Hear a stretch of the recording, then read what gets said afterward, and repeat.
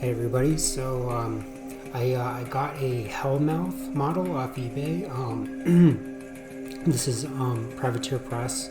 It's Hordes. I think it's oh geez, I can't remember, but it's one of the Hordes factions. But I like the official paint job. If you can tell, I don't play Hordes or War Machine. I'm actually going to use this model for D&D. But I did like the like official paint job, the one. Well, so it's worth noting that Dallas already did a tutorial on YouTube on how to do like flesh tones, on how to do painting like chitin, like the carapace and stuff like that. How to do like sort of like gooey flesh tones on this model, and it's a pretty good tutorial. Watching it reminds me of how bad my own production values are. But considering that I shoot all my videos with my phone, like I'm gonna cut myself some slack. They look pretty good. But anyways, so I'm gonna start off. I'm gonna start airbrushing up some flesh tones, and another thing about Dallas, like about the way that he paints, is that he does a ton of two-brush blending, and two-brush blending gives you really like smooth, creamy blends, but it's also like just 100 times more difficult than airbrushing. So by airbrushing, we're kind of like making all those nice, smooth, creamy blends that would be really tedious and time-consuming and hard, much harder to do with an airbrush. I feel like if you're really good. So having the black undercoat is going to help me get a nice deep purple, or it's going to be a nice color to work from. Generally, airbrushing, I always like to work from dark to light. I'll leave my shadows, even like sometimes the blackest black of the primer, and then work my way up to my highlights, which will be like white, in a lot of cases. But with this model, I'm going to give everything kind of a coat of purple, but leaving it darker in some areas and lighter in others. So as I go on, things are going to start getting pinker and pinker, and then lighter and lighter, until we work up to that kind of like almost whitish flesh shade. But I do want to leave the purple in the shadows. So what I'm going to do is I'm going to start being more and more sparing with the lighter colors. I'm going to be more selective with where I put the highlights, and I'm also going to start spraying them sort of top down on the model more and more, because I want to create those false highlights on the model, and I also want to have those nice smooth creamy blends all over the place.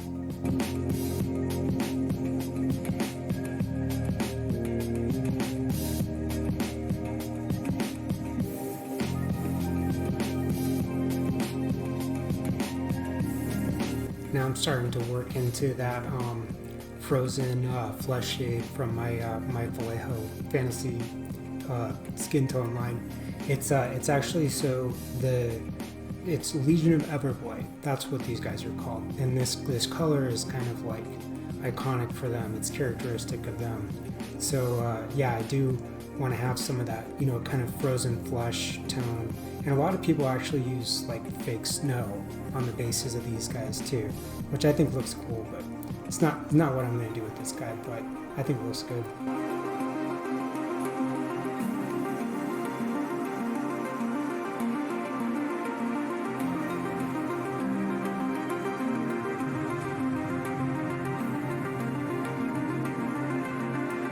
Now, while the airbrushing is drying, I'm going to start to go over the rocks on the base, and I'm using kind of like an olive green, kind of like khaki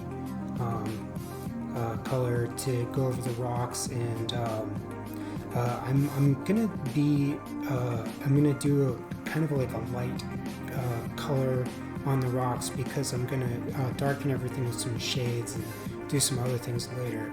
So this is just kind of like a tone to work from for later.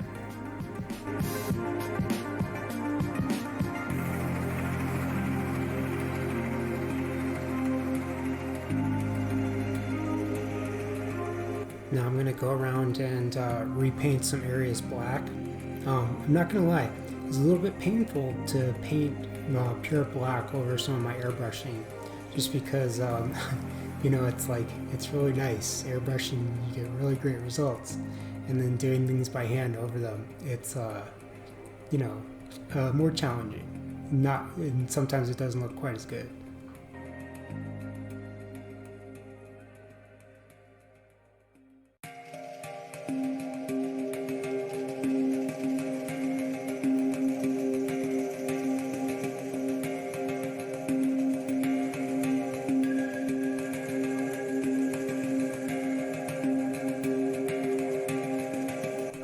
Next up, while everything else is drying, and it is important to let things dry in between. You'll be so mad at yourself if you start painting on something and then you peel up the paint from the thing that you just finished doing. Yeah, so I moved from the base to the carapace, and now I'm going back to the teeth again. So I'm gonna mix up a kind of like a wash. I'm going to really water down some Vallejo Model Air yellow ochre, and then I'm going to just kind of like push it onto the teeth, and I'm not doing an opaque coat.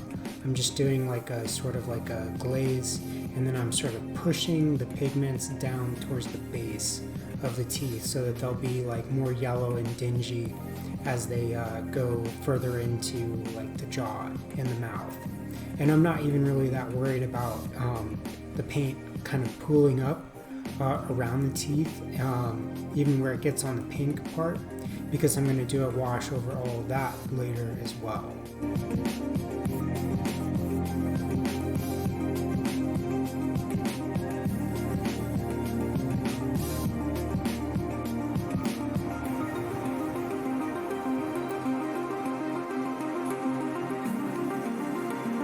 Now I'm going to go over everything in the mouth at least. I'm going to go over the tentacles. I'm going to go over the just all the flesh and the teeth with this kind of like purplish Vallejo flesh wash. It's kind of like a, you know, deep red, like purple flesh wash, and then that's really going to bring out all of those little folds, you know, on the skin and stuff, and it's going to make the teeth look kind of like dingy, and it's really going to tie all of the airbrushing together too.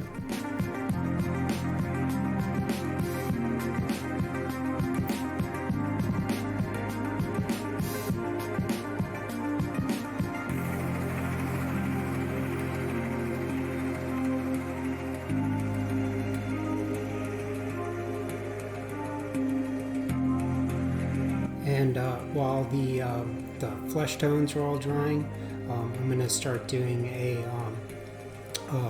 sepia wash all over the base, all over the rocks, to pick up all of the texture in the rocks, and then I'm going to dry brush over all of that later, over everything, to make all of the scales and the texture of the rocks and the, you know, just everything just pop out.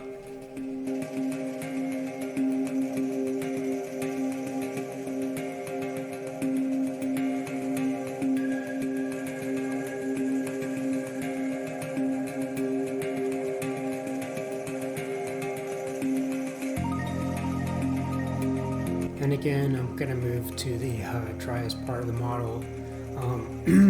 So I'm going to go to work on the teeth now, and I'm going to start mixing up a shade that's going to be like kind of like my lightest shade, working up to kind of like a bone white color. I'm mixing up a Vallejo Model Color Iroquois sand, and then more of the frozen flesh Vallejo Fantasy color, and then I'm just going to start dry brushing a little bit on the teeth, doing kind of a heavy-handed dry brush.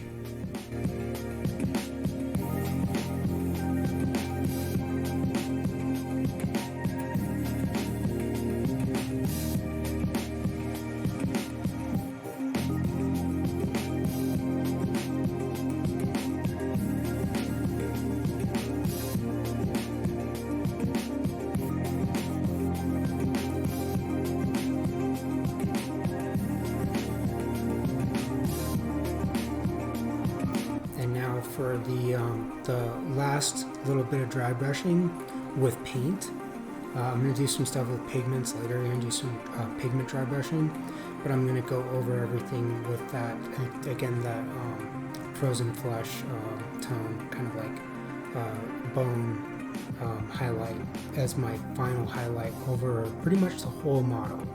I'm going to put a little bit on the carapace, I'm going to put a little bit on the teeth, and I'm going to put a little bit on the flesh and like on the rocks, just pretty much all over everything, just to create some highlights that kind of tie everything together before I go in with the pigments. So it's going to seem like a little bit stark of highlights, kind of like a high key, high contrast highlights, until I go back in with the pigments and do maybe one more final wash.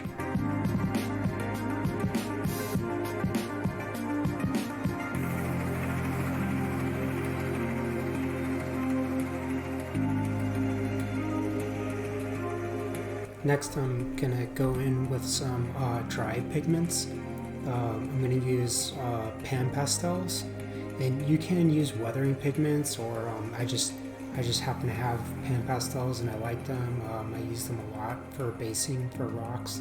They have a really nice, earthy looking texture, dry texture, perfect for dry brushing. So I'm going to go over all of the rocks, and also over the carapace with my like kind of high key, high contrast highlights on the carapace to kind of tone those down a little bit and tie together the dry brushing with the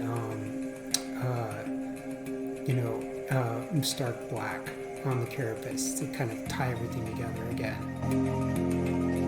And lastly, I'm just going to do another ink wash, kind of like a purple, a dark, I guess a violet, on the underside of the tentacles, on the like the tongue part of the tentacles, the grabby part, and then I'm gonna black my bases and call it good. That's all there is to it. And I'm actually kind of like blown away by how good the paint job came out, considering that this was a pretty quick paint job. I mean, the whole thing took me less than an hour. So, I'm pretty satisfied, pretty happy with the way the paint job looks, considering that I got it done so fast.